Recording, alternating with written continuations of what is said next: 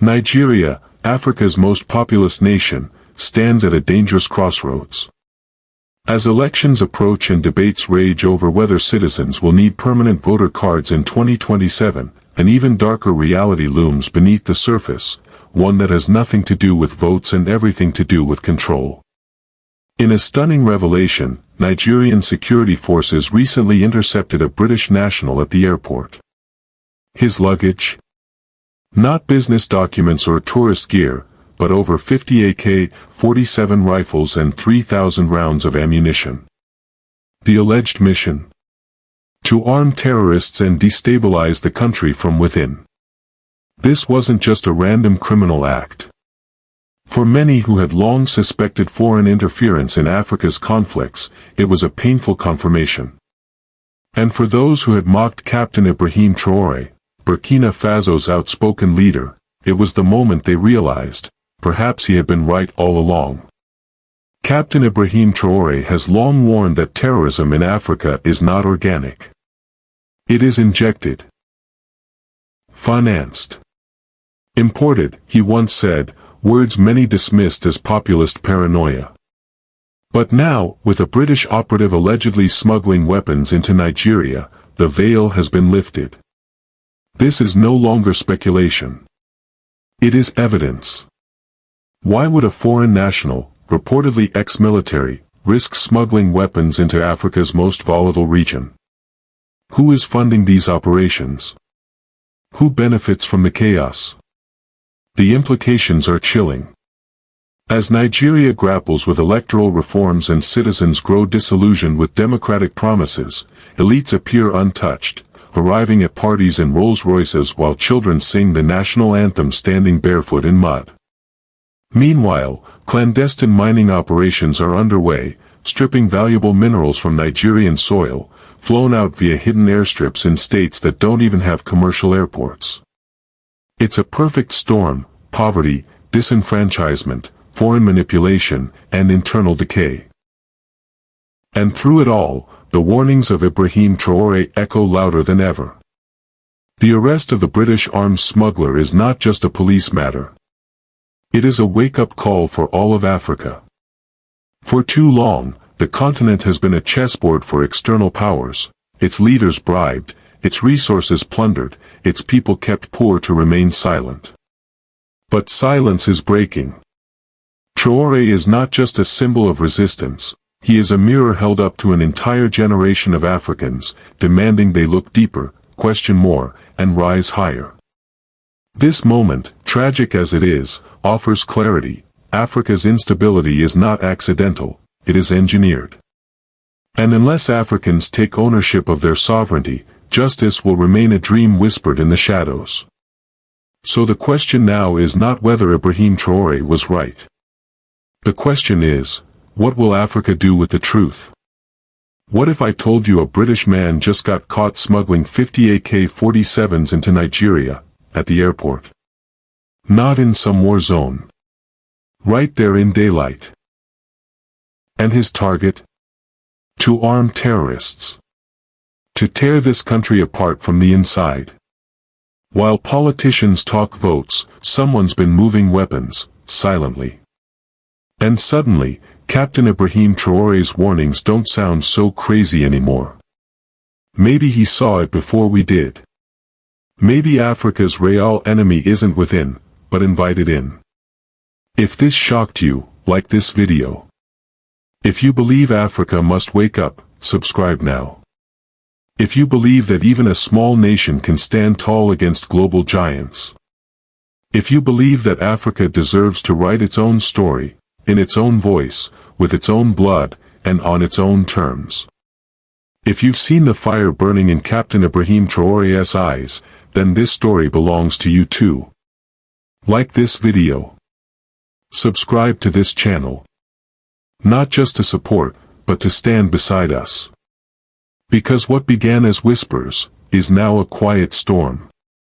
And together, we are the wind. And then it happened, just as some still dismissed the warnings, the bombshell dropped. At Nnamdi Azikiwe International Airport in Abuja, a British national was detained by Nigerian security forces. At first, it looked routine, another foreigner passing through customs.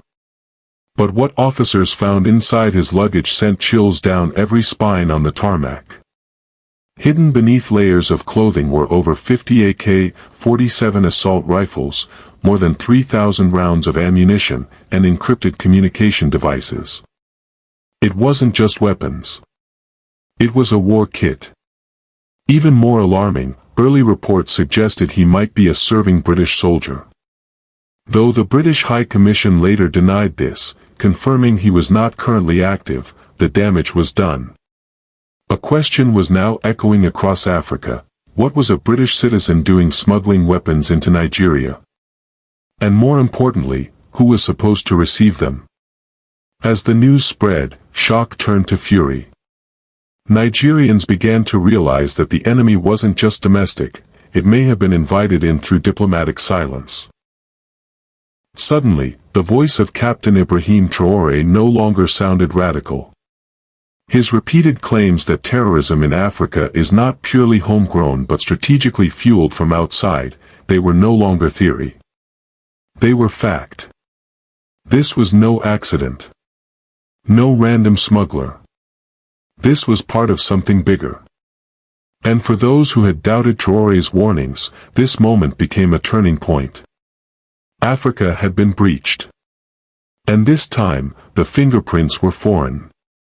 For months, even years, Captain Ibrahim Traoré had been called many things: too young, too bold, too defiant. Some said he was paranoid. Others claimed he was stirring anti-Western sentiment just to rally Pan-African pride. But what if he wasn't stirring anything? What if he was simply sounding the alarm?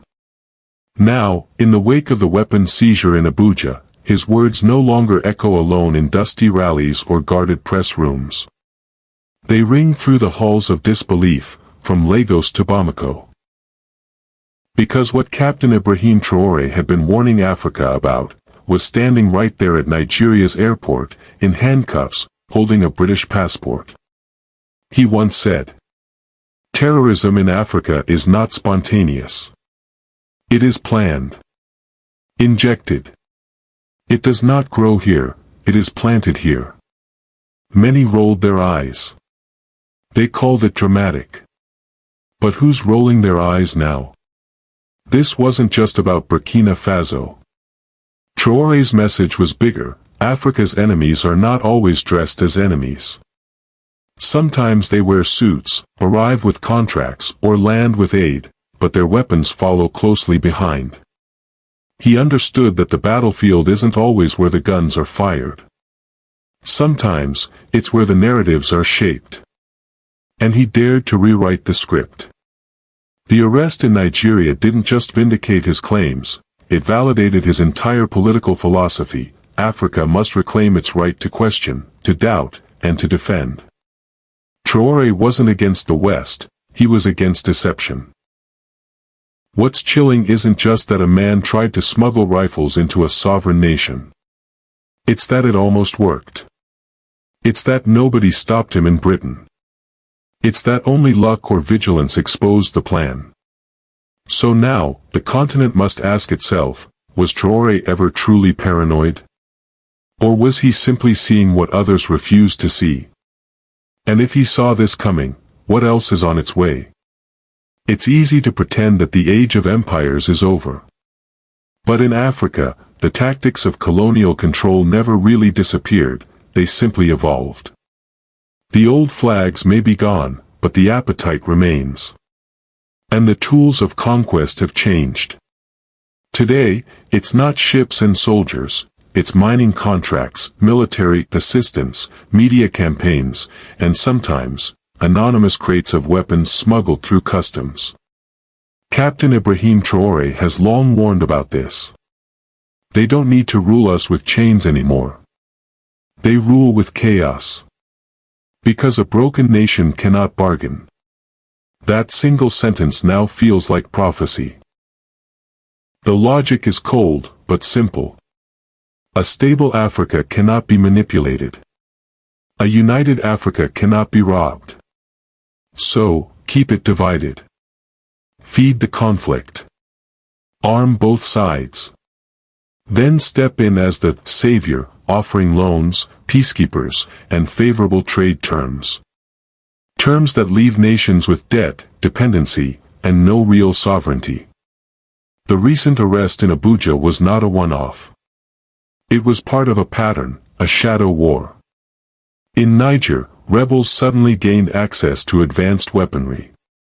In Mali, extremist groups move with a level of coordination that suggests outside training. In Sudan, factions receive funding from mysterious foreign sources. It's not coincidence. It's orchestration. And each time chaos erupts, foreign companies quietly benefit. Oil fields are secured. Gold mines are protected. Rare earth minerals are extracted while the locals flee. All under the banner of stability. Traore saw this for what it was, not mismanagement, not bad luck, but a deliberate design.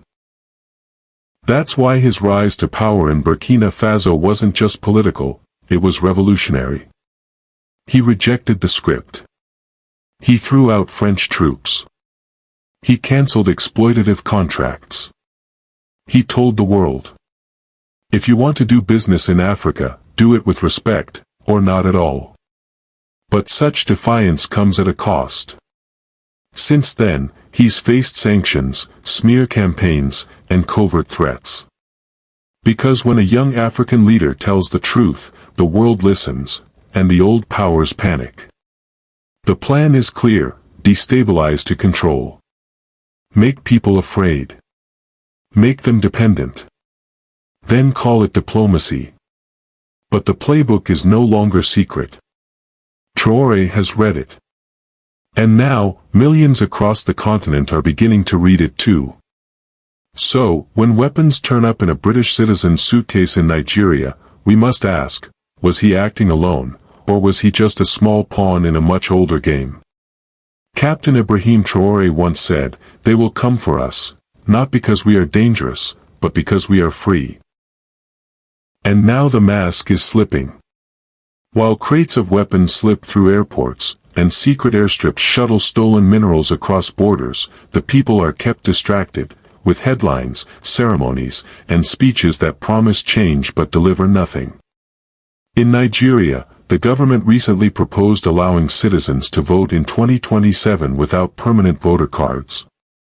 At first glance, it sounded progressive, more inclusive, easier access to democracy. But beneath the surface, a darker motive took shape. If you remove the safeguards, who controls the vote? Who counts it?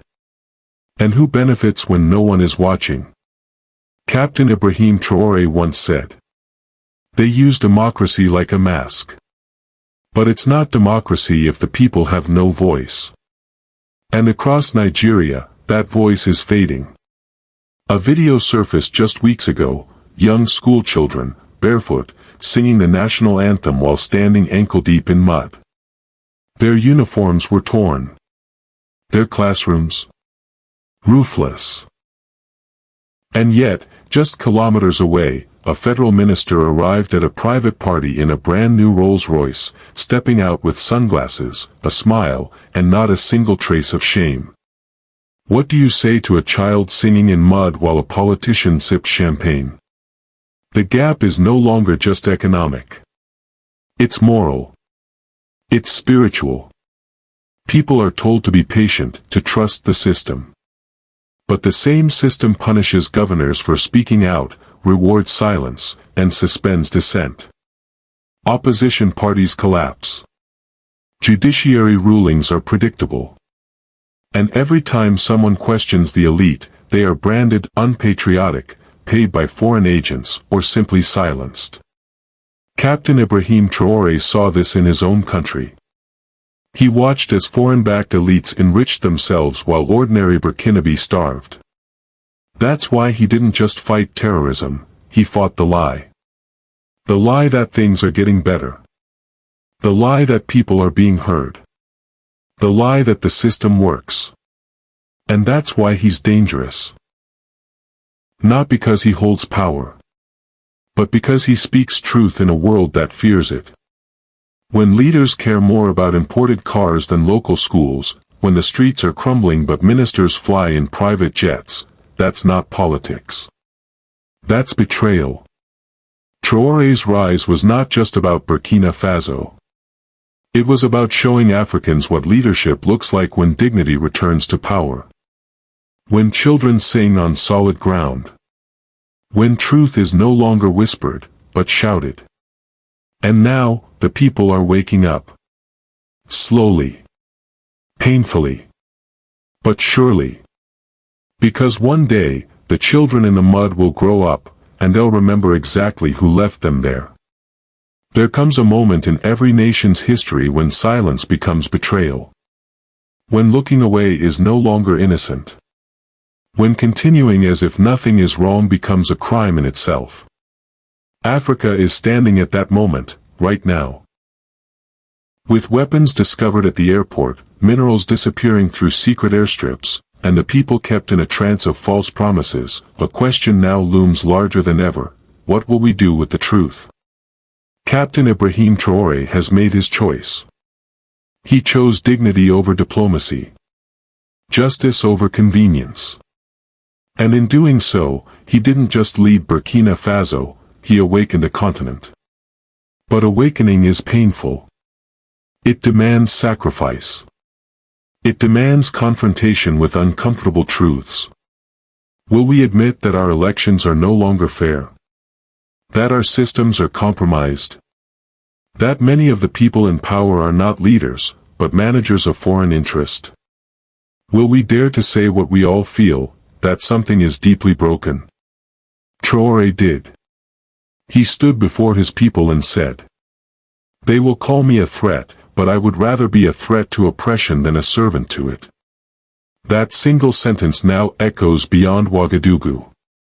It shakes the marble floors of ministries across the continent.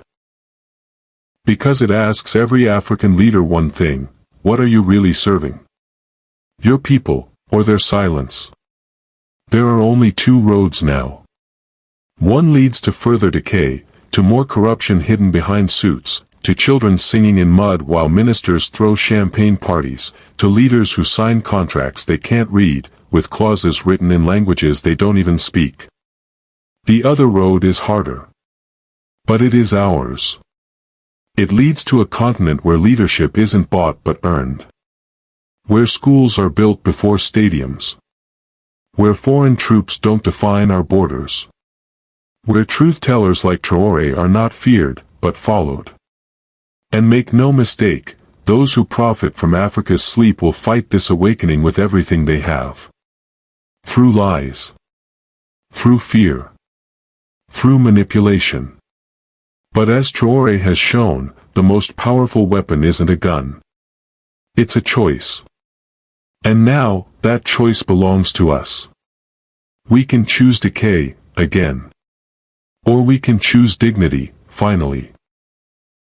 Because at the end of all this, history won't remember what we tolerated.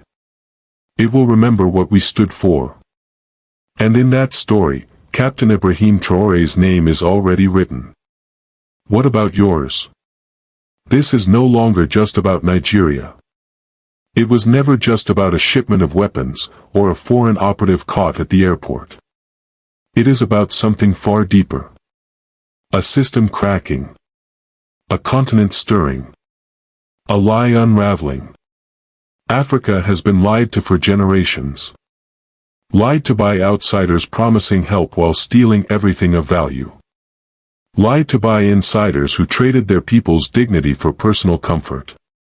Lied to by institutions that pretended to protect democracy, while hollowing it out from within. But now, something is shifting. For too long, we believed that to rise, we had to wait. Wait for better leaders. Wait for fair elections. Wait for foreign investment. Wait for the world to see our worth. Captain Ibrahim Traoré never waited. He stood up, not because he had everything figured out, but because he saw that silence was no longer an option. He refused to be managed. He refused to let his nation be a playground for others. He refused to bow, because he understood something vital: that dignity isn't granted. It is reclaimed. And now, that spirit is spreading. From Dakar to Nairobi, young Africans are beginning to see through the fog. They are asking hard questions. Why do our children die of hunger in lands rich with gold?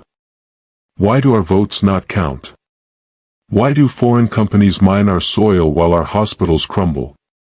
Why do we export hope and import chains? The answers are uncomfortable. But clarity always is. Still, it is in this clarity that true freedom begins. Because once you see the game, you cannot unsee it. Once you name the injustice, you begin to break its spell. And once one man rises, others will follow. Traore is not a savior. He is a mirror. A challenge. A spark. He reminds us that leadership is not about power, it is about service. That freedom is not given, it is built. And that Africa does not need permission to stand. It only needs the courage to walk. So where do we go from here? We stop waiting. We start building. We stop whispering. We start speaking. We stop voting out of fear. We start rising out of truth. Because one shipment of weapons may have been stopped, but many more have already passed. The storm is not over. The struggle is not won. But the silence is. Captain Ibrahim Traoré has lit a torch. It is now in our hands. What we do with it will decide the story our children inherit. And that story must not begin with betrayal. It must begin with awakening. If you still believe that a small nation can stand tall against global giants, if you believe that Africa has the right to write its own story, in its own language, with its own hands, and in its own blood, if you've seen the fire in Captain Ibrahim Traoré's eyes and felt something awaken in your chest, then this story is yours too. Like this video. Subscribe to this channel. Not just to support, but to stand shoulder to shoulder. Because we are no longer whispering. We are no longer waiting. The storm is building, and it's not loud, not yet. But it is steady. And it is ours. Together, we rise, not as victims, but as authors of a new chapter. This story is not just about one arrest or one leader. It is a powerful reminder that Africa's greatest battles are no longer fought on open battlefields, but in shadows, silence, and strategy. The lesson is clear: freedom is not simply declared, it must be defended daily, against lies, manipulation, and the quiet erosion of dignity. Captain Ibrahim Traoré's example teaches us that real leadership begins with the courage to see through illusions. While others accepted chaos as inevitable, he recognized it as engineered. He refused to remain silent while his people were exploited, his borders manipulated, and his sovereignty compromised. His voice was not one of anger, but of clarity. He reminded Africa that the chains of the past have returned in modern form, disguised as trade, aid, and diplomacy. We learn that systems do not change by themselves. They are changed by people who choose to stand. And sometimes, all it takes is one person who refuses to look away. Traoré's defiance wasn't loud. It was disciplined. It was rooted in a belief that Africa is not helpless, it is simply held hostage by those who benefit from its silence. This story urges us to ask harder questions, to demand accountability, and to reject the idea that injustice is too big to challenge. Above all, it teaches us that dignity is not given by the powerful, it is claimed by the brave. The weapons may have been seized, but the war is not over. The battle now lies within us. Will we continue to sleep through betrayal, or will we rise with our eyes wide open? As an African watching this story unfold, I feel a mix of pain, pride, and awakening. Pain, because what we saw at that airport in Abuja was not just an arms bust. It was a confirmation of something many of us feared but struggled to prove, that the chaos on our land is often not of our own making. Terrorism, instability, and poverty do.